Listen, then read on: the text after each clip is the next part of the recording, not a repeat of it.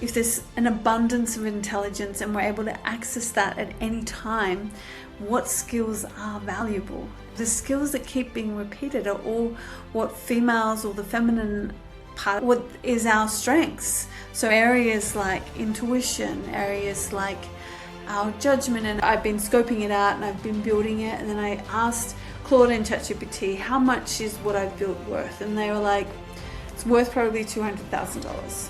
What you've built just used to take six to 10 people to build. When someone says, I've got all the agents running my business, it's not just telling it, it's actually agents are when it actually goes and does that task for you. And if you set up your systems in enough ways and really well. What does it take to be a financially empowered woman? And what can financially empowered women do together to change the world?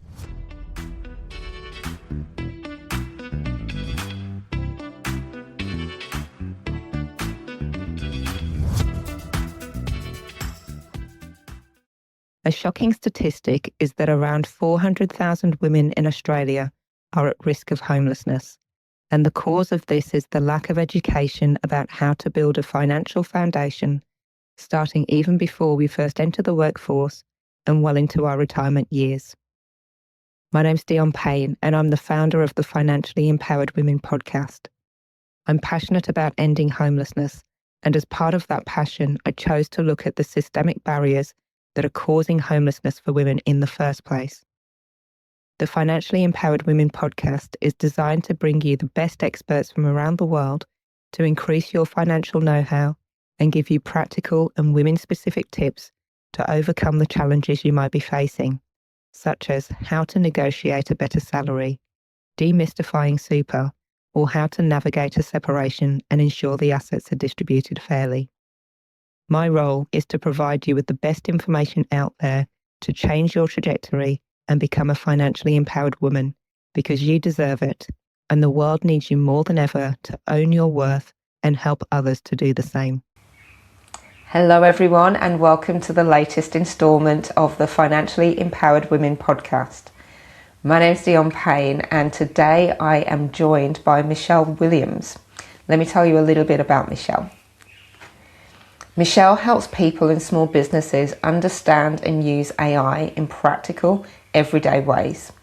She runs the Remix and the Signal Studio, creating workshops, events, and support for people who want to feel less overwhelmed and more confident with the new technology.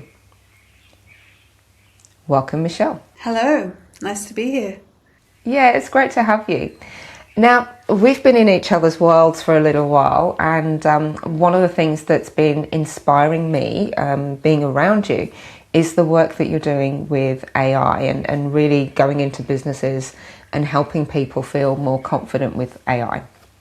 And a big part of the conversation that I'm seeing around at the moment is fear around AI going to take our jobs. Some of that fear has been realised. There are large companies that have laid off people to bring in more AI. And actually, the piece for me, which I find really important, is the jobs that have been laid off are the ones that are the admin jobs, which are typically the ones that women are doing, or a large proportion of women are doing. So I feel it's really important that we have this conversation to upskill ourselves as women, knowing that there's a technological wave that's coming in. How can we stay at the forefront of that and not lose our minds and not lose our credit card details and all of that? So I'm super excited to have you here. Before we get into that though, I'd love to hear, what was your journey from, sort of as a young child to now? Like, were there any indicators as a child that you would be doing what you're doing now? I'd like to say yes. I feel like I've always been sensing this moment of big change in the world, and that I would find a way to play a part in navigating that time. And I've sensed that since I was quite young. So I didn't expect to, it's one of those pieces, we walk the journey of our life and we have certain experiences happening and they're quite disconnected and we don't understand. And then I get to this point right now and all of my experience makes sense. And I feel like it's all coming together right now, just as we are at this point in the technological change. And I am able to navigate that, and all the skills and understanding is helping me with this moment. Very cool. So, based on what I shared before about the technological revolution that's happening and wanting women to be on the forefront of that, what are you seeing on the ground? Well, I think this is a massive, amazing moment for women because, well, so I've been in technology now for 25 years, and I've always found as a woman there's very few of us. It is a very male dominated world, intelligence and how you force yourself into the world is a very masculine trait in that space. And so I, in my 25 years, have navigated being understanding technology, working in the technology, but also wanting to understand what the human aspect is and how that really technology is changing how we work and how we evolve. And it's just even to think it was only 2007 that we first had the iPhone, and how much of a change that has made, and that at the start of that new technology, we had no idea how much of a part of our lives and how much time we'd spend on our smartphones. So I think when we look to AI, it's been recently, in like when it first started coming out, generative AI, chatbots, really easy to get on and have a conversation with, say, ChatGPT. And there's been a lot of, it's chatbot, and then there's the people working in technology building it.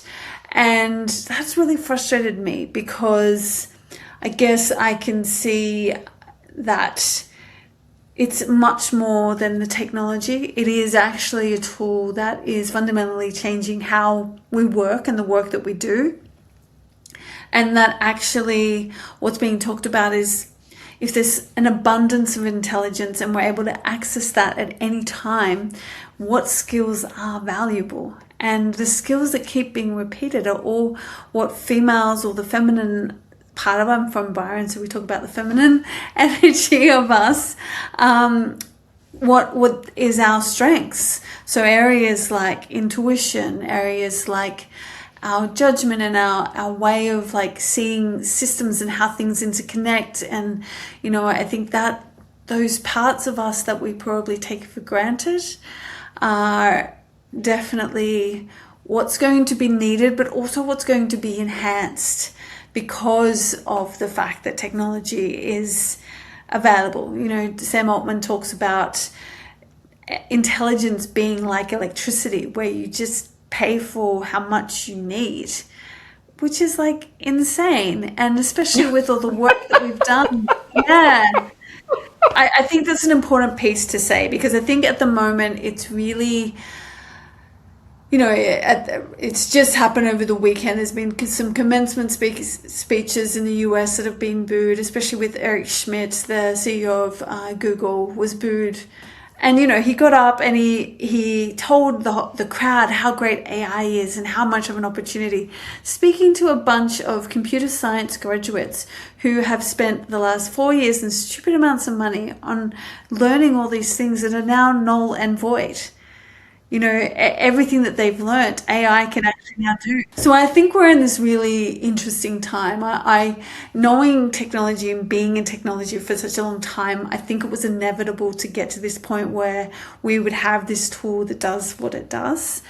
I think that the issues are around who controls that and what they're doing about that. And those are big questions that we need to continue to ask and be aware of, and also create resilience. So I'm not just relying on ChatGPT. I'm not just relying on Claude. I'm aware of the tools, but also trying not to, that's another conversation. We'll get to the tools piece, but I think just as far as that, when we look at what's going on the ground, there's those pieces of, what actually is this technology going to do? What are the skills that are needed?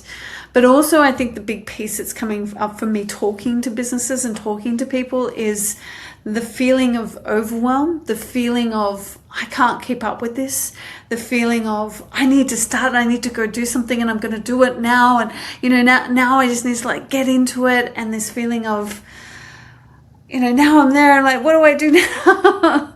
So I think my work has been working out what is actually valuable and needed in this moment, how you can actually keep up, and how to make it easy for somebody to step forward and at least take a first step, or to see this as something that, that they can integrate more into their business. And then I think when we're bringing this back to women, I think that the sooner that women start to get much more awareness or using these tools, I think the more comfortable we will get. I love what you had to say there, because there's a lot of layers to this, and I really want to pull them out and sort of articulate them, because I think this is really important. So on one hand, you mentioned that the skills, the sort of feminine skills, and thank you for saying that, because this isn't about men or women, this is about the feminine skills that we have, the intuition, the empathy, and those skills being needed alongside the artificial intelligence skills, and that being really important. So that's certainly one reason that I think it's important for women to get on board. The other reason is that who controls the technology and everybody else. And I also feel that if we don't get on board, then this technology could be used for more nefarious reasons rather than reasons for good. So, basically, if a whole load of good people disengage with the technology because they think it's evil, then a lot of the really amazing capabilities of AI just won't be realised, because there'll be a core group of people that are using it to enrich their own ends rather than for the good of the people. So I think for lots of different reasons it's important for people to get into AI. And I also see that there's layers of understanding as well. So, most of my friend group are using ChatGPT, and we joke about it and joke about how, my friend Chatty, or my friend this, my friend that, and how they gave, often it's like parenting advice. How do I deal with my unruly teenager? So, there's that sort of chatting level. But then there's other levels and there's other ways to go deeper. Do you want to talk to some of those? Yeah, and I just wanted to speak to that piece around the therapy piece and the, getting that information. I think that we've got to remember, these aren't people that we're talking to. The way that it gets information is through patterns and understanding patterns. And it can reference, I was talking about certain tools and words, and it picked up that I had worked or had followed Nicole Pereira, who is really big on social media around holistic therapy. And it was speaking to that with me. So I think that when we talk about how great it is in therapy, I think that it is, because it is able to pick up that global understanding and see those patterns and those tools, and then that technology is matching that conversation. Now, as far as what is actually available and what's happening, again, I think the thing is, and where we're at right now, and it's because of my experience. So I've been in technology for 25 years. I've seen waves come through. I've, worked in businesses to implement big enterprise resource planning systems. I was there in the tech startup space when it was starting as a fledgling community, and it's now worth multi-billions of dollars, which is where Canva came from.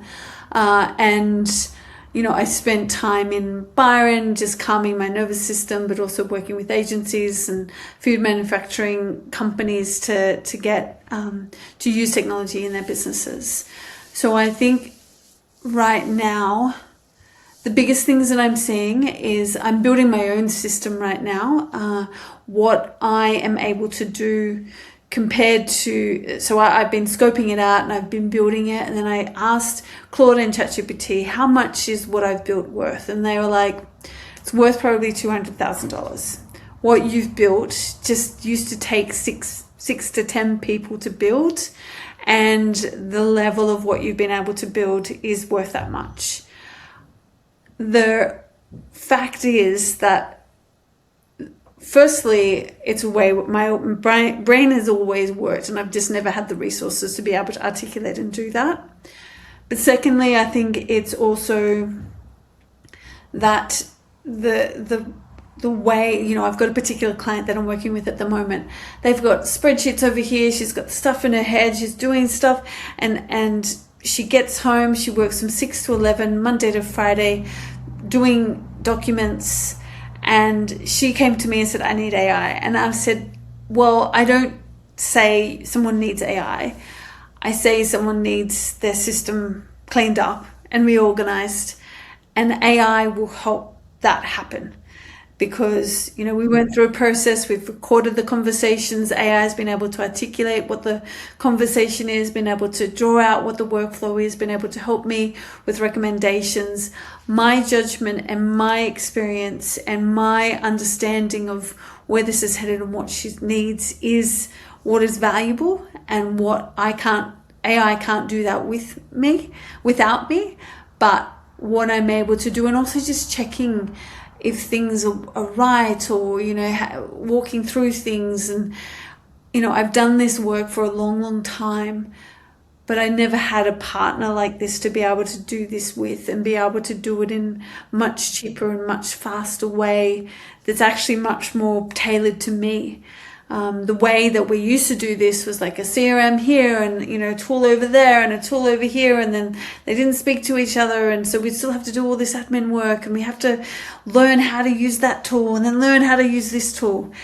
And the difference now is I design what she needs, and the tools are adaptable enough that she can have it based on how she needs and what she needs. So not only is it faster, cheaper, but it's more aligned to how you actually work and what you actually need.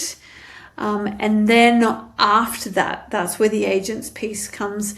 And also that's where the multimodal piece comes, which is something OpenAI is going to speak about at our next event, which is a whole other topic to explore.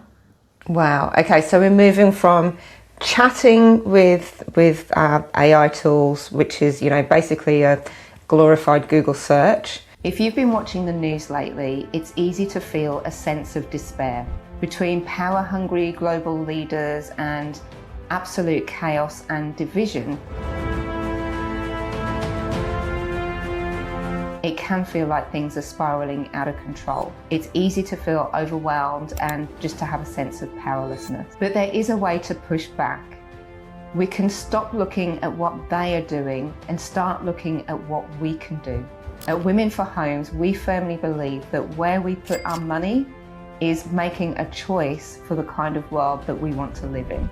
Our mission is powerful: to mobilise 1 million women to invest $5,000 to end homelessness by 2030, whilst being financially empowered along the way. It's practical, it's tangible, it's something that we can do now, and it's something that we can do to take our power back. Join us at www.womenforhomes.com. That's women4homes.com. This is the point. It is so much more than a Google search, and so I think this is the piece that women need to be aware of and I guess that's the other piece for me, the speed. So when you are actually in it, working with it, and seeing what it's actually capable of, it blows your mind. Oh my God, like the legal profession, you know, accountancy even, like just what it's actually able to do. It's far more than just the chatbot. And I think we're at the edge of really starting to be able to take advantage of this. So, just sorry to interrupt you. It's just it makes me really cringe when people say it's just the Google search, a glorified Google search. Well, that's how a lot of people are still using it, right? So yeah, as you said, you can go way beyond that, which is really cool. Now, there's a film I like to reference. It's called Hidden Figures, and it's the film of a group of African American women who were the first computers before actual computers came in, and they were helping with the NASA space mission to launch somebody into space. And I don't know how close the film is to the actual story, but in the film, that they had the women decided that they recognized that computers were coming in, like, some real computers that we know of today. And so they trained themselves on how to program the computers, because the computers couldn't replace them straight away. And then when it came down to them doing a space mission, the computer, sort of way down in the film, and hopefully I'm not giving away the punchline, but the computer had said, okay, yeah, this is the trajectory that this spaceship should go, and they knew it wasn't right, and they ended up bringing a human back in who had, I don't know, some other sixth sense or something, to be able to really quickly calculate and know that it was off track in the beginning, and to be able to really quickly calculate where it needed to go and what they needed to do. So I think of that film, and I think, okay, so women, yes, definitely need to be in the seat of working with the AI to know what it's capable of and to train it. But also there's an aspect of AI isn't going to replace, there's certain things that AI isn't going to replace, and that human empathy, that connection, that intuition, I think that's where we still have the human edge. And so I don't feel that we have to be scared of AI. We can just use that as a tool to make things more efficient, so we can actually focus on the big picture things that AI can't do, and that make us happier anyway. Yes, we want to be happier. I think a few pieces to that. So I think the hidden figures piece is really interesting, because the whole notion is, AI was inevitable, and so if we give everything over to the computer, we give everything over to the AI, it rots, and it can't see the nuance, and it needs the context, and it needs the understanding of who we are and what we do. It's like when you go onto a new AI and you ask it a question that's so off track, and you're like, why can't you read my mind? You do in other ways.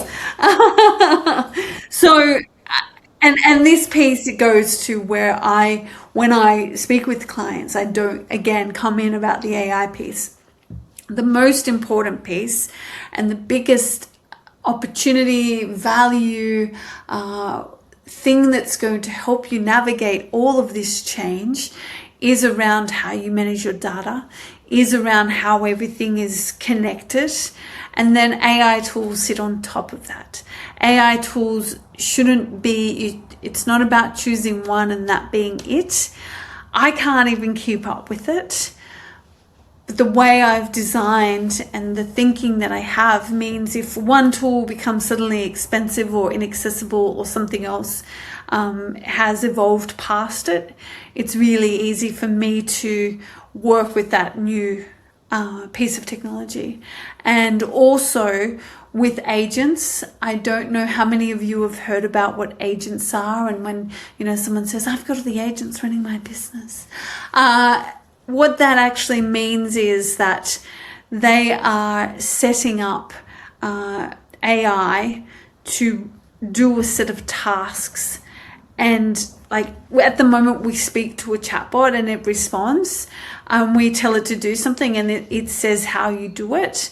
Agents are when you actually give that task to the AI and it does it. So it's not just telling it, it's actually, agents are when it actually goes and does that task for you. And if you set up your systems in enough ways and really well, then it can start to reason and listen and actually work with and give you information and get a lot smarter. But I think like some examples of agents in marketing is really clear. So I have an agent that I'm developing at the moment where I speak to it a certain perspective or something that's coming up in the community. I get it to create the content, and then it goes and creates all the different formats of that content. It turns into a blog post. It uploads the blog post onto my website. It does all of the SEO and AEO. It gets it all ready for LinkedIn and Instagram. It gives me a prompt for an actual photo. At the moment, I still have to press the button to get ChatGPT to create the images. But I don't know if any of you guys have been working with ChatGPT on their images. They just updated their image software like literally a couple of weeks ago, and the quality now is just insane. So the agent has actually worked through that whole process. Now, that old process, I mean, how long did that used to take?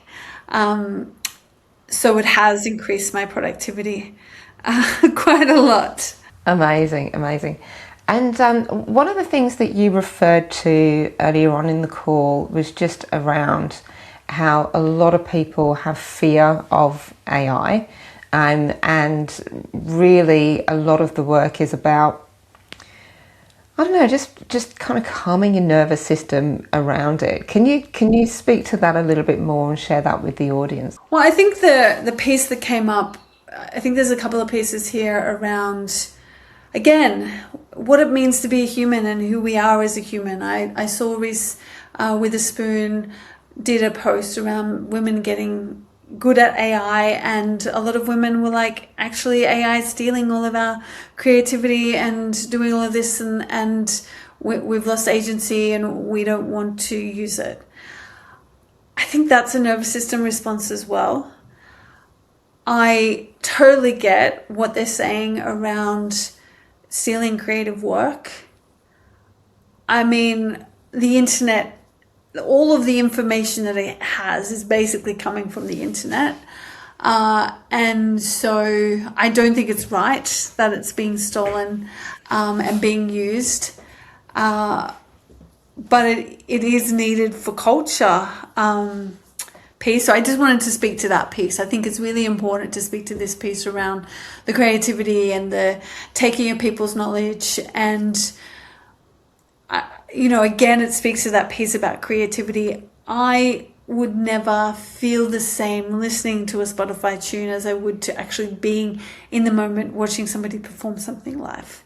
It's a totally different feeling. And I think we have spent so much time on our computers and our iPhones and listening to stuff on our Bluetooth speakers that we have forgotten that aspect. So it leads into this piece around the nervous system, because the more embodied, the more connected to ourselves we are, the more we're able to stay in this moment and navigate this time from that space rather than getting into the overwhelm, the easier it's going to be to navigate these times. And the nervous system piece for me, I mean, we live in a world where we numb it. We, use our phones to numb it. We have a lot of sugar. We don't allow our bodies to feel what they need to feel. So I think as we navigate this change and this time where things are starting to accelerate and we do need to reimagine how we're working, that moment to breathe and connect with ourselves and be in the moment is very, very powerful to take the steps to navigate this moment. And I do want to say as well that I feel that this is going to be a bumpy period as we transition in this moment. But we haven't even imagined what the new jobs and new work and new way of living is going to be. And so I would say to women, this is our time to be creative and to design the work that we want to have and the businesses that we want. We have access to those tools. And maybe it doesn't have to be such competitive, money-driven stuff, like what's the simpler pieces? Like, it's my pipe dream, obviously living in Byron, but my clients aren't really money hungry, but it's a value piece that I have. My clients, that it's around simplifying and creating more space to do the things that we love.